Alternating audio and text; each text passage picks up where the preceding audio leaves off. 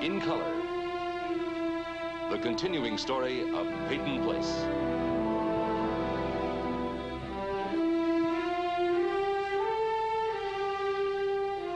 Starring Dorothy Malone as Constance Mackenzie, Ed Nelson as Michael Rossi, Ryan O'Neal as Rodney Harrington, Barbara Parkins as Betty Anderson, Tim O'Connor as Elliot Carson, Christopher Connolly as Norman Harrington, Patricia Morrow as Rita Harrington, James Douglas as Stephen Cord.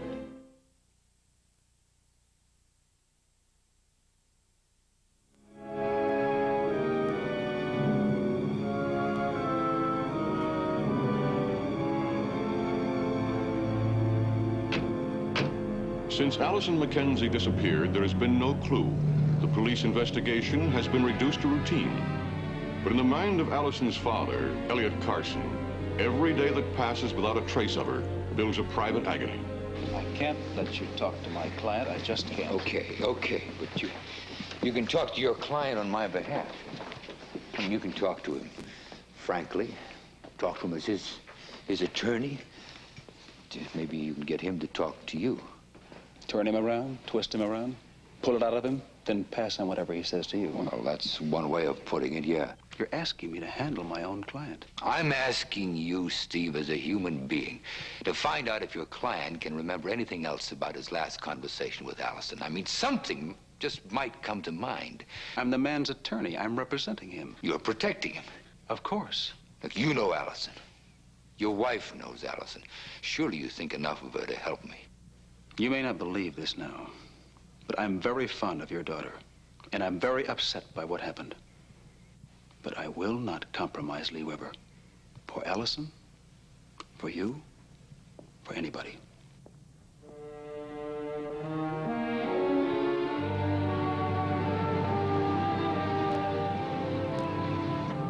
Well, thanks for the lift back. I'm sorry it turned out to be such a bust. That's all right. At least we found out a little about her.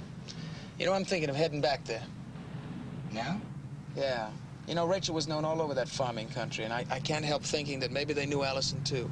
I thought if I'd just hang around. That wouldn't work. They'd liable to sick the dogs on you this time. Look at it this way, Rod. We're outsiders. And those people out in the valley, well, they wouldn't talk to us unless they knew our families for 200 or 300 years. We've done everything we can now. I guess you're right. Look, why don't you come on in for a few minutes? Mr. Carson usually has some cold pop in the icebox. Okay.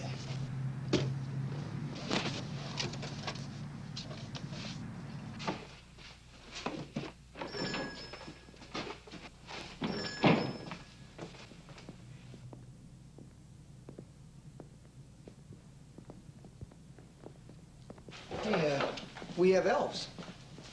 I don't know, Mr. Carson's on a clean-up campaign. Maybe he's trying to tell you something. Yeah. You know, those people out in that valley, they're really out of it. What do you think of that Jefferson character? Was that Chalmers Foreman? Yeah. I don't know, he's a little hard to tell. All that baloney he told us about how Rachel acted toward her aunt when she was sick and everything. Well, she's been nothing but trouble since the day she got here. And all her aunt did for her, well, why, if it wasn't for Miss Lucy, she wouldn't have a roof over her head. What makes you think it was baloney? Because I think he was a creep. You know something, Norman, it wasn't just Jefferson. There weren't many of Rachel's friends that had kind words for her. What do you think our neighbors would have to say about us? Anyway, the one they put down was Chandler. Now, why would Weirdo board up his house when he's going away for a couple of days? Maybe he's got a hidden body in the cellar. It was Rachel who ran away. Maybe you would, too. Anyway, we'll find out in a couple of days. What did that old man say he'd be back, when, a couple of days? Mm-hmm.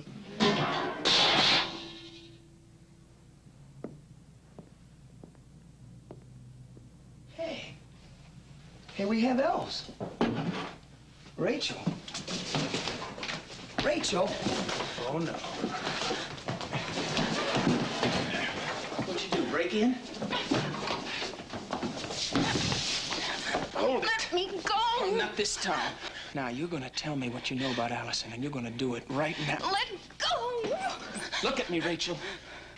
Now, I just spent a miserable morning going through that valley of yours trying to get answers to questions. I didn't get them. Now, you're gonna tell me what you know about Allison. Whether you want to or not, you're going to tell me what you know about Allison. I don't know anything about her. I'd like to believe you, but I don't. No. Rachel, there's a girl missing. I don't know her. You had her bracelet. I found it. Rod, lay off. No. She's scared. So am I. About Allison. Why are you so scared?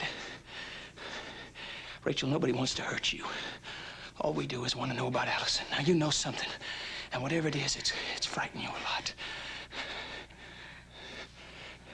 Please, come on. Tell us.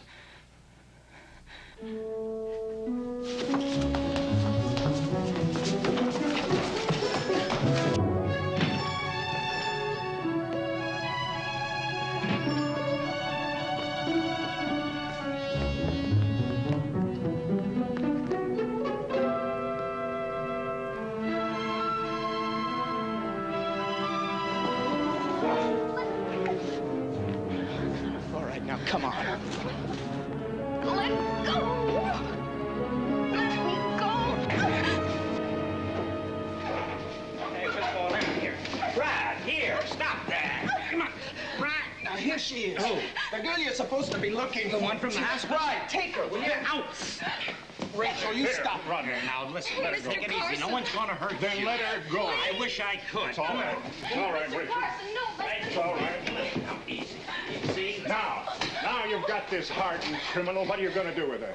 We're going to ask her some questions about Allison. We're going to find out what she knows. I don't know anything. One at a time, huh?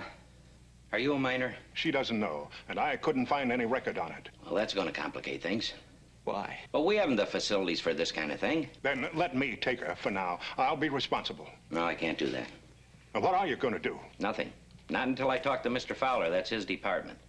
Besides, we have to have a judge's signature to transfer her to the juvenile authority in White River. What, just to question her? That's his department, too. Where is she going to stay until then? No? I'll have to find room for her. She's no criminal. And this is no hotel. I understand the way you feel, Mr. Carson, but she's here and we're stuck with her. Well, maybe Fowler will get some answers. Unless...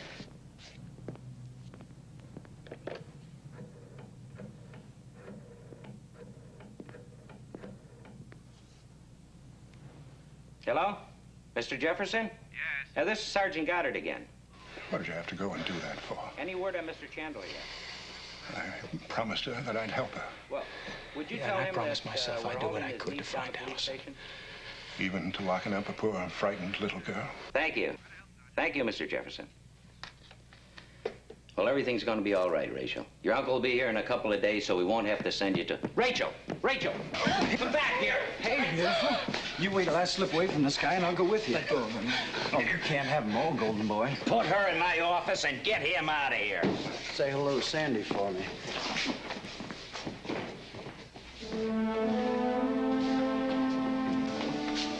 I hope you're satisfied with your day's work.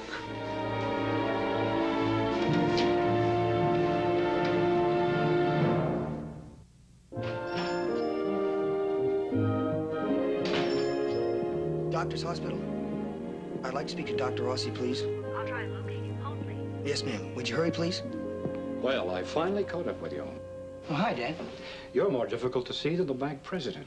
How long will it be, miss? Can't that wait, Norman? Why don't you call back whoever you're calling? I have something I want to talk to you about. Dad, this is important. More important than your future, your finances? Not now.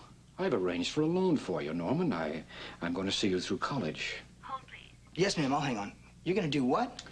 After all, I am your father, and all this chasing back and forth between classes, making deliveries, it's not necessary. It's ridiculous. Well, I didn't say that. Well, you wanted to. All right, it is ridiculous.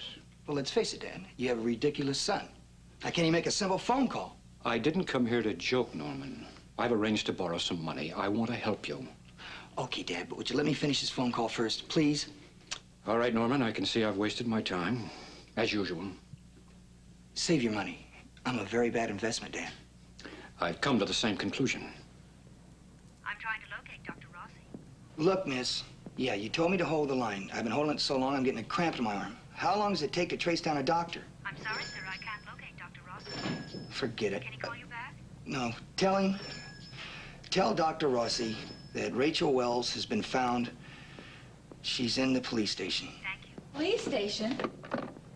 What you doing there? Rod made a citizen's arrest. He what? Yeah. He got upset, and he grabbed Rachel and dragged her off to the police station. Norm, you're kidding me, aren't you? You saw me coming. I bet Rachel's hiding in the storeroom, and you probably put her up to it, didn't you? Rachel! You can come out now. It's just me, Rita.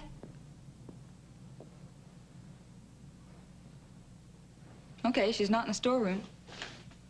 What got into Rod? Frustration, I guess. He had to take it out on someone. First, he took it out on me, and he kept grumbling all day because we didn't find anything out from those farmers. You mean you went all the way to Hastings Valley and you didn't find anything out? Yep. I knew I should have gone with you. Well, we talked to the handyman at the Chandler place, but he didn't like little Rachel too much.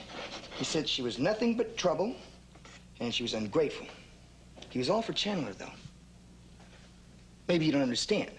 Chandler is Rachel's... Uncle. Yeah. Well, when'd you find out? This morning. Mr. Carson found Rachel hiding in the bandstand. He brought her in here, and I gave her some breakfast, and we got her to talk a little bit. Well, you did better than Rod and I. Well, I guess it's the way we approach things. You know, I don't know whether to feel sorry for her or try and beat her up or what. She's kind of strange. She's just scared. She doesn't want to get sent back to Chandler. That's why she ran away from the hospital. Some neighbor lady told Dr. Rossi where she came from. Well, she was sure scared because we found her hiding in the storeroom. She fought her way out of here like a wildcat. Norm, what kind of man must he be? If Rachel's so afraid of him, I mean. I don't know. But what kind of man would board up his windows when he's only going away for a couple of days? Yeah, Rod and I trying to look in the windows, and they were boarded up. I wonder what we can do to help her. What do you suggest? That we invite her over to the apartment for the weekend? Now, that's a good idea. Why didn't I think of it? Rita, I was just kidding. Look, here's the lunch I smuggled in for Rachel. It's a peanut butter sandwich and a malt. We can't. Rachel's not our problem. Look, we'll go to the police station on my next break, okay? No. And I mean no. Bye. Rita! Look, we don't have anything to do with her!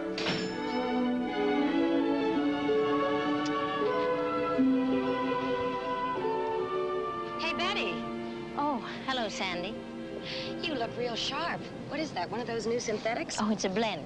Ah, some slob. The cider barrel spattered ketchup all over me. I'm a mess. Try cold water. Yeah. Hey, what are you doing in our part of town? Slumming? I'm, admiring the quaint atmosphere. Oh, come on, Sandy. This is my town, too, remember? I'm shopping. Oh, you're gonna have one of those fancy dinner parties like they show in all the magazines? Well, I'm giving a dinner party. I don't know how fancy it's going to be. Well, I've got to hand it to you. You sure are at home with all that kind of thing. I told Rod the other night when I was up at the Peyton house that I felt like I was in some kind of a museum. You did? Yes, he just laughed at me and said it's just like any other house, except it's hotter in the summertime and colder in the winter. But I guess that didn't bother you when you were living there. What are you trying to say, Sandy? That you're involved with Rod now? Is that your point? Well, I wouldn't put it that way. Oh, yes, you would to someone else. Now, you want me to know about Rod and you? Well, I already know. I saw you riding around with him the other night. Well, what's wrong with him driving me home? Nothing. Nothing as long as your husband approves. Now, you are still married, aren't you? Tommy. These will keep overnight, won't they? Well, it'd be better if you cook them first. Then you could stick them under the broiler for a few minutes. Thank you. Yes, I'm still married. The same as you were when you went to visit Rod in the garage. Look, Sandy, I've got a lot to do this afternoon before I meet my husband. So if you'll just excuse me, please. Well, as they say in France, bon appetit.